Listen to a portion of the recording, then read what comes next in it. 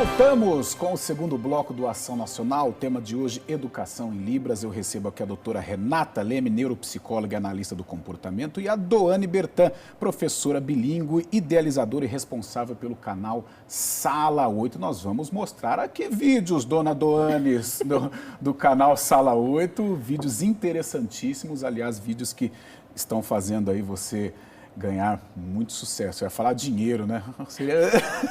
Não, acertei ou não? O canal não é patrocinado. Eu ia falar dinheiro.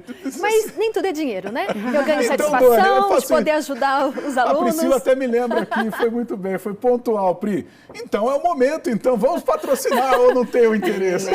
Não, eu estou precisando sim trocar algumas luzes, um microfone melhor. Tá certo, Dona, você tem um astral muito legal, viu? Você obrigada, muito Tchutchu. divertido. Eu até estava brincando aqui antes de começar o programa, a Dona estava aqui e vai para o estúdio, e vai aqui atrás, e vai. Eu peguei e falei assim, ó, nós vamos mostrar o making-off do programa, hein? Foi. Dona, brincadeiras à parte, você também dá aulas, né, no município de Campinas, numa escola municipal. Como que é a sua sala de aula, como que é esse contato, claro, em tempos diferentes, né? Não em tempos de pandemia. Sim, eu trabalho na IMF Júlio de Mesquita Filho, Sim. em Campinas, e lá nós temos um projeto bilíngue inclusivo, ou seja, os alunos surdos, nós recebemos muitos alunos surdos, temos alunos ouvintes também e temos alunos com deficientes auditivos. Na minha sala, por exemplo, que é o 3º ano, nós somos em 2 professoras, então sou eu e a professora Cirlei, e nós temos os 2 públicos. São 9 surdos e 20 crianças ouvintes. Né? O trabalho ele é planejado para atender os 2 públicos. Então as pessoas perguntam, a professora fala e você interpreta? Não, né? As aulas elas acontecem assim simultaneamente, principalmente quando se trata de matemática, história, geografia e ciências. Aí no caso do português é um pouco diferente, né? Então os momentos eles são diferentes porque o surdo ele aprende o português de uma maneira diferente do ouvinte, Sim. né? A criança ouvinte ela ouve as palavras, né? O surdo não, é uma outra estratégia. Então para respeitar esta especificidade linguística, então a gente tem sim um trabalho voltado para esse respeito, né? Certo. E como que é a molecada, assim, Fiquei curiosa. É uma como é que é a delícia. molecada, a brincadeira? Eles interagem todos entre como é que é essa Então, interação? o bom da nossa escola, assim, é que a aula de Libras faz parte da grade curricular. Então, todas as crianças têm aula de Libras. Inclusive, eu sou a professora de Libras das crianças ouvintes. Sim. Enquanto as crianças surdas têm aula de Libras com a estagiária surda. Né? Até mesmo para trocas de identidade, língua, enfim. Então, é muito comum quando, lá no 3º ano, por exemplo, tem as crianças que estão na nossa escola desde o 1º, então já são 3 anos de Libras, né? Legal. Então, a conversa, a interação... Trilingue. Né? A Libras é mais uma. É mais uma. A interação acontece muito naturalmente, né? Você percebe que tem crianças que têm mais aptidão, então essas deslancham na Libras, outras nem tanto, que também é respeitado, né, esse direito da criança querer ou não, né?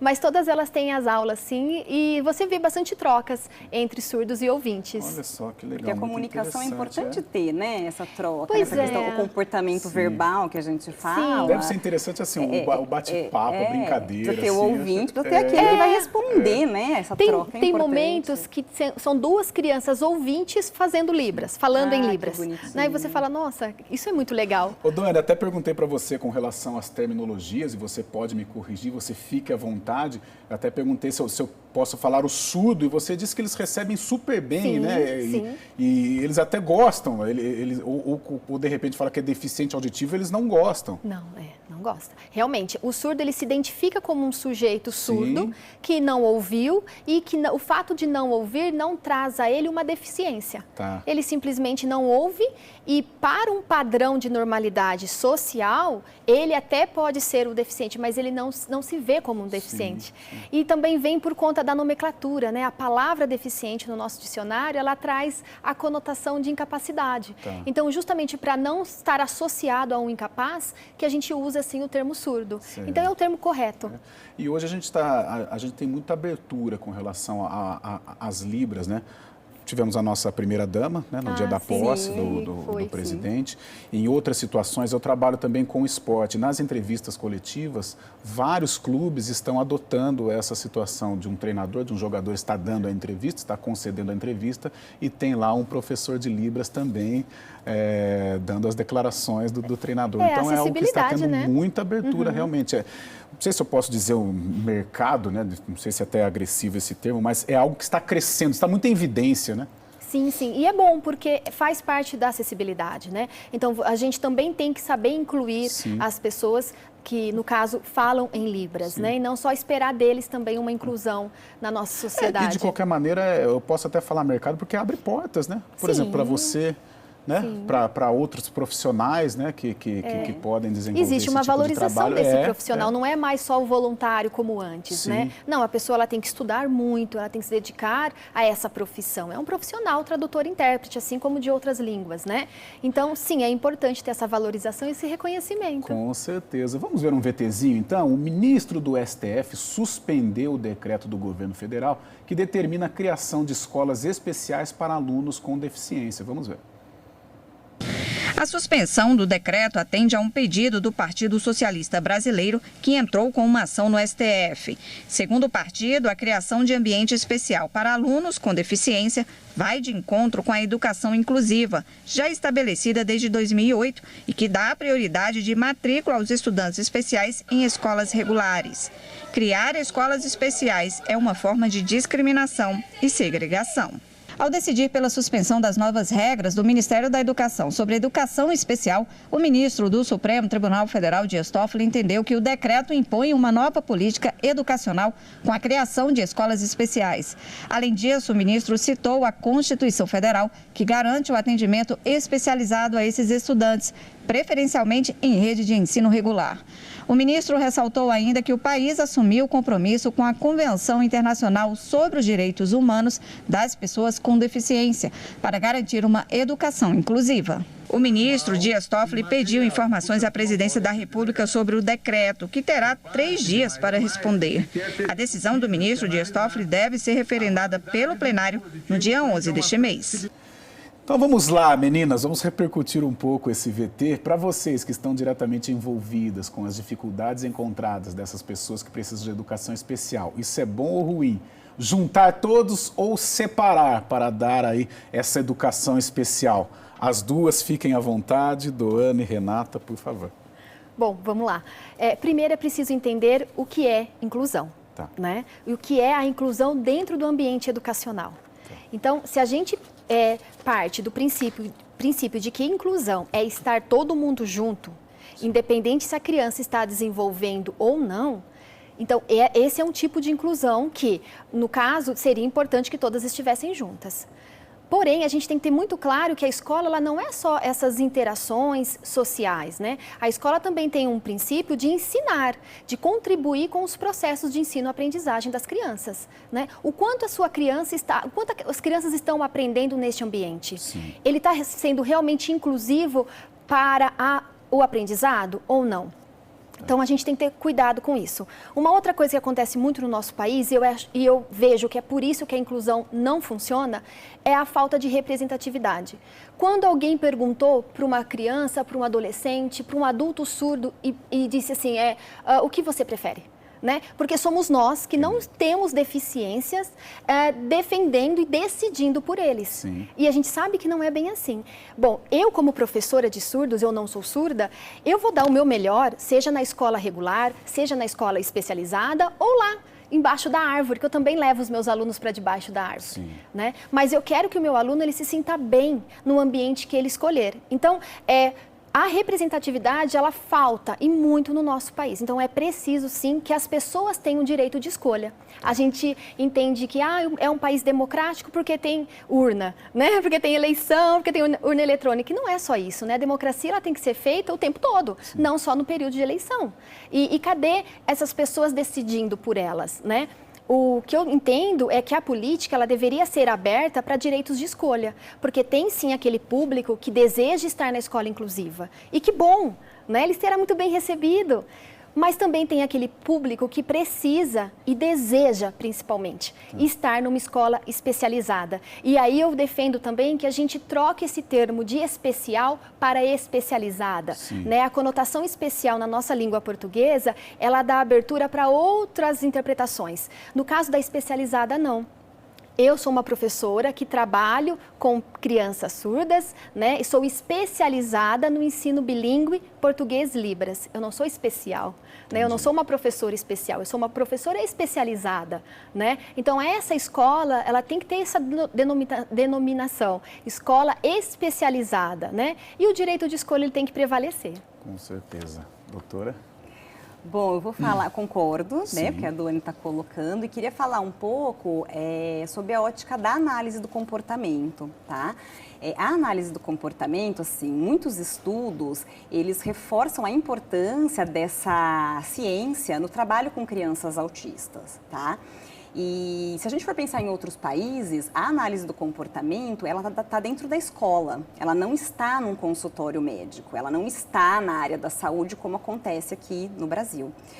E muitas vezes a gente acaba chegando nesse entrave, né? Então, um profissional que tem uma formação na área da saúde vai fazer um trabalho dentro de uma escola, porque vai acompanhar uma criança como um mediador, vai fazer uma intervenção, né?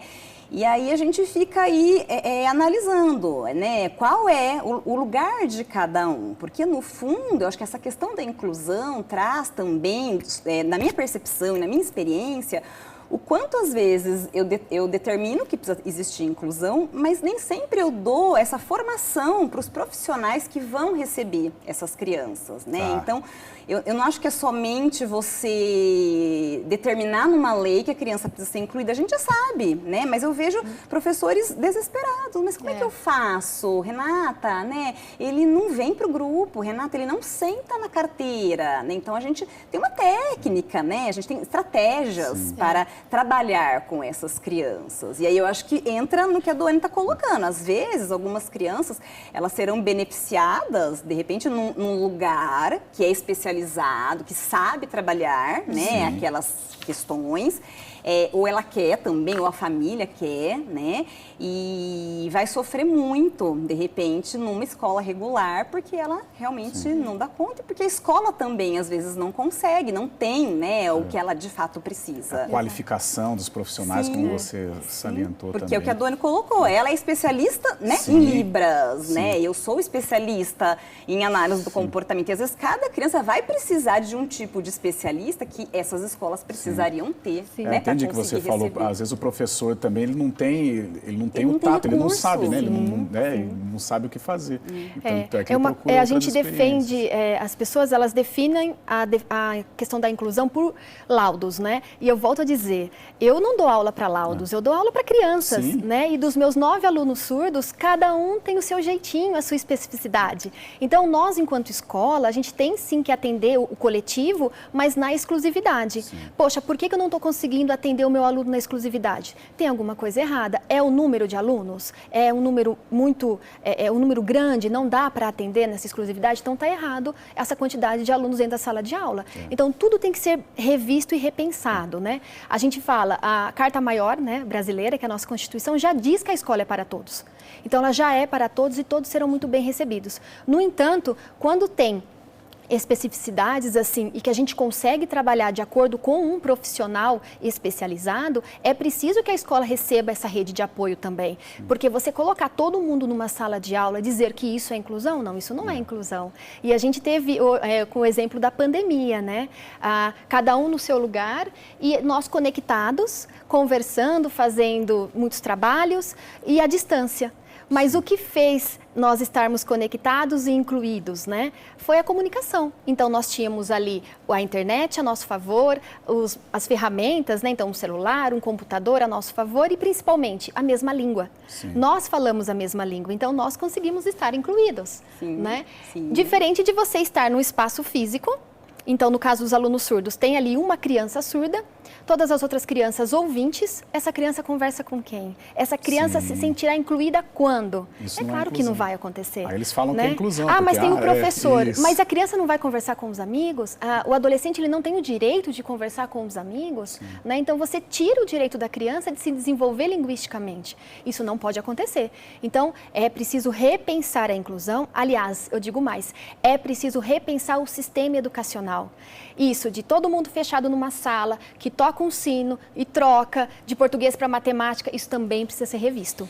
Não dá mais, né? Você tocou no assunto, a gente está estourado do bloco e a Pri já está brava aqui comigo, mas me chamou a atenção uma observação que você fez, que você disse que às vezes você leva, e você tocou num ponto que me fez lembrar do que você disse, você leva os seus alunos às vezes num parque, debaixo de uma árvore, não fica ali travado numa sala de aula, né? Esperando dar o sininho ao intervalo.